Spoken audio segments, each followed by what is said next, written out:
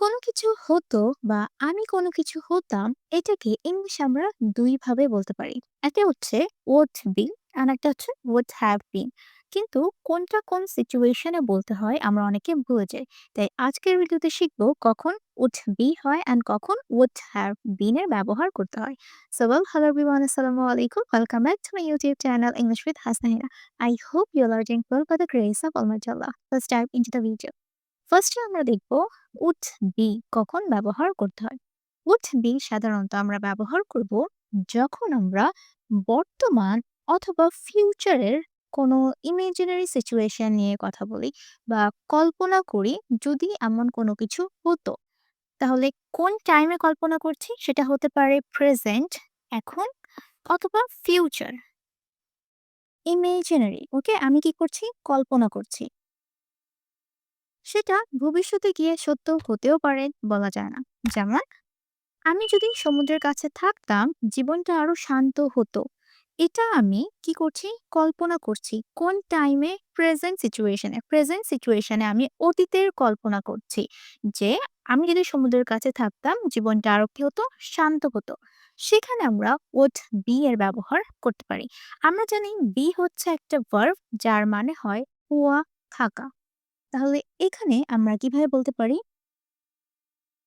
If I lived, if I lived near the sea, জীবনটা আরো শান্ত হতো, তাহলে আমরা বলতে পারি life would be more peaceful.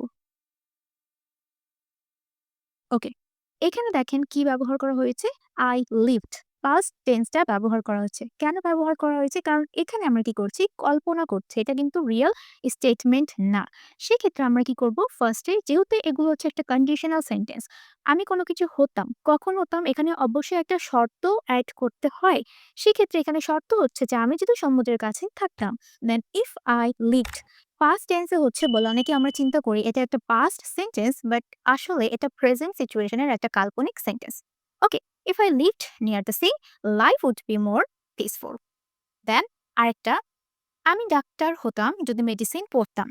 ওকে, আমি ডাক্তার হতাম, তাহলে এটা কি, এটা হচ্ছে একটা ইমেজিনারি সিচুয়েশন। দেন আমরা এখানে বলতে পারি আমি ডাক্তার হতাম, I would be, I would be a doctor. যদি মেডিসিন পড়তাম, ইফ আই স্টাডিড, এখানে কি হবে, স্টাডিড পাস্ট টেন্সটা হবে if I studied medicine. Then আরেকটা যদি উদাহরণ দেই আরো ক্লিয়ার করার জন্য, ট্রাফিক জ্যাম না থাকলে আমি একজন পাঞ্চুয়াল মানুষ হতাম। আমরা বলতে পারি if there were no traffic jams I would be, okay, কি হবে, I would be a punctual person. Punctual মানে কি, যে সময় মতো সব কাজগুলো করে। ওকে, এখন প্রশ্ন আসতে পারে যে উড হ্যাভ বিন কখন ব্যবহার করতে হয়। এটার ব্যবহারটাও সিমিলার। আমরা জানি বি হচ্ছে একটা ভার্ব যেটার পাস্ট ফর্ম হচ্ছে ওয়াজ ওয়্যার এবং পাস্ট পার্টিসিপেলের ফর্ম হচ্ছে বিন। এই জন্য এখানে এই বিনটা আসে। বিন মানেও হবে যে হওয়া বা থাকা। তাহলে would have been আমরা ব্যবহার করি যখন অতীতে, হ্যাঁ, এখানে সবসময় আমরা পাস্ট এর কথা বলি। পাস্ট এর রিগ্রেট আমরা করতে পারি। পাস্ট রিগ্রেট, আপনি অতীতে কোনো কিছু করতে পারেননি বলে আপনি হয়তো আফসোস করছেন। পাস্ট রিগ্রেট হতে পারে, অথবা পাস্ট এর কোনো একটা কল্পনা, ইমেজিনারি সিচুয়েশন নিয়ে আপনি কথা বলছেন যেটা অ্যাকচুয়ালি কখনো ঘটে নাই। কিন্তু যদি ঘটতো তাহলে ব্যাপারটা, সিচুয়েশনটা অন্যরকম হতো। ওকে, যেমন বৃষ্টি না হলে পার্কে ভ্রমণটা মজাদার হতো। এটার অর্থ কি দাঁড়াচ্ছে? এটার অর্থ দাঁড়াচ্ছে আপনি পার্কে গিয়েছিলেন, সেখানে বৃষ্টি পড়েছে, বৃষ্টি পড়ার কারণে আপনার ভ্রমণটা এত মজাদার হয়নি। এখন এসে আপনি আফসোস করছেন যে পাস্টের সিচুয়েশনটা যদি অন্যরকম হতো তাহলে ব্যাপারটা আরো মজাদার হতো। মানে বৃষ্টি যদি না পড়তো তাহলে ভ্রমণটা আরো মজাদার হতো। এখানে কি করছি, আমি পাস্টে রিগ্রেট করছি অথবা এমন একটা সিচুয়েশন নিয়ে কথা বলছি যেটা অতীতে ঘটেনি, ডিডন্ট হ্যাপেন। তাহলে এটাকে আমরা এভাবে বলতে পারি, এটা যেহেতু কন্ডিশনাল সেন্টেন্স তাই বলতে হবে if, if it, if it hadn't, if it hadn't rained. এখানে রেইনড আমরা জানি যে একটা নাউন, কিন্তু রেইনড কিন্তু একটা ভার্ব। বৃষ্টি পড়া মানে হচ্ছে কি, রেইন। রেইনকে এখানে আমরা ভার্ব হিসেবে ব্যবহার করছি। এজন্য আমরা ব্যবহার করতে পারি rained. If it hadn't rained, যদি বৃষ্টি না পড়তো তাহলে পার্কের ভ্রমণটা আরো মজাদার হতো। তাহলে আমরা বলতে পারি দ্য পার্ক ভিজিট। এখানে কিন্তু উড বি ব্যবহার করলে হবে না। এখানে বলতে হবে would have been. Would have been fun, আরো মজাদার হতো। ওকে, আপনাদেরকে আরেকটা উদাহরণ দিয়ে বুঝাই তাহলে ব্যাপারটা আরো ক্লিয়ার হবে। আমি যদি রেসিপি ঠিকভাবে অনুসরণ করতাম, কেকটি সুস্বাদু হতো। ধরুন আপনি কেক বানিয়েছেন, আপনি রেসিপিটা ভালোমতো ফলো করেননি। এখন প্রেজেন্ট সিচুয়েশন আপনার কেকটা নষ্ট হয়ে গিয়েছে, মজা হয়নি। এখন আপনি বলছেন যে, "ইস! আমি যদি অনুসরণ করতাম সঠিক রেসিপি তাহলে আমার কেকটা আরো মজা হতো।" তাহলে এটা কি? এটা হচ্ছে পাস্ট এর রিগ্রেট, যেটা কখনো হয়নি সেটা নিয়ে আপনি কথা বলছেন। সেই ক্ষেত্রে আমরা এখানে would have been ব্যবহার করব। ওকে? আমি যদি অনুসরণ করতাম, এখানেও conditional sentence I if I had followed, okay? If I had followed the recipe, okay, আমি আরেকবার লিখে দেই। If I had followed the recipe correctly, যদি সঠিকভাবে ফলো করতাম, সঠিকভাবে এটার ইংলিশ কি হবে? Correctly, the cake, the cake আরো সুস্বাদু হতো। তাই বলতে হবে would have been, okay? Would have been, would have been delicious, okay? আচ্ছা, আরেকটা উদাহরণ দেই। আমি যদি সেই মেয়াদ উত্তীর্ণ খাবার খেতাম তাহলে অসুস্থ হতাম। মানে আপনার কাছে কোনো একটা মেয়াদ উত্তীর্ণ খাবার ছিল এবং আপনি সেটা খান নাই।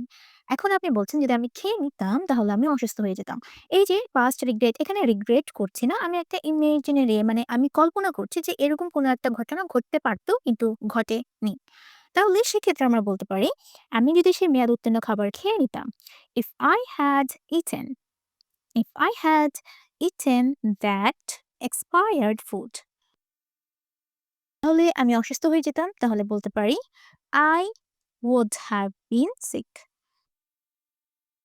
এখানে যদি আমরা থার্ড পারসন সিঙ্গুলার সাবজেক্টের ব্যবহার করি, যদি আমরা এভাবে বলি, সে যদি মেয়াদ উত্তীর্ণ খাবার খেয়ে নিত তাহলে সে অসুস্থ হতো। তাহলে সেন্টেন্সটা কিভাবে বলবো? তখন আমরা বলতাম if she had eaten that expired food, she would have been sick. এখানে she থাকা সত্ত্বেও আমরা would have এর ব্যবহার করতাম। যেহেতু she হচ্ছে থার্ড পারসন সিঙ্গুলার সাবজেক্ট, তাই আমরা অনেকে মনে করতে পারি এখানে হতে পারত would has, কিন্তু কখনোই would has হয় না। সবসময় would have এর ব্যবহারটাই হবে। সাবজেক্ট যাই থাকুক না কেন। এখন এটাকে অনেক শর্ট ফর্মে আমরা কিভাবে মনে রাখতে পারি? সাধারণত আমরা কন্ডিশনাল সেন্টেন্সে করে থাকি। তাই আমরা এখানে if দেওয়ার পর কি ব্যবহার করব? Past perfect tense. Past perfect tense কোনটা? যেটা হচ্ছে আপনার আমরা কি করি? সাবজেক্ট ব্যবহার করার পরে had ব্যবহার করি অ্যান্ড দেন ভার্বের পাস্ট পার্টিসিপল এর ফর্মটা হয়। এখানে সবগুলো কিন্তু ভার্বের পাস্ট পার্টিসিপল ফর্মের ব্যবহারটা করা হয়েছে। অ্যান্ড দেন আমরা কি ব্যবহার করতে পারি? would have been, okay? been এরপর আমরা অ্যাডজেক্টিভ ব্যবহার করি। ওকে? অ্যাডজেক্টিভ। এখন আমরা এই would have been K short ফর্মে বলতে পারি would have been, ওকে? তাহলে শর্ট ফর্মে বলবেন, তাহলে স্পোকেন ইংলিশ আরো বেশি ফ্লুয়েন্ট সাউন্ড করবে। আজকের ভিডিওটা কেমন লেগেছে অবশ্যই আমাকে কমেন্ট করে জানাবেন। সবাই ভালো থাকবেন। আল্লাহ হাফেজ।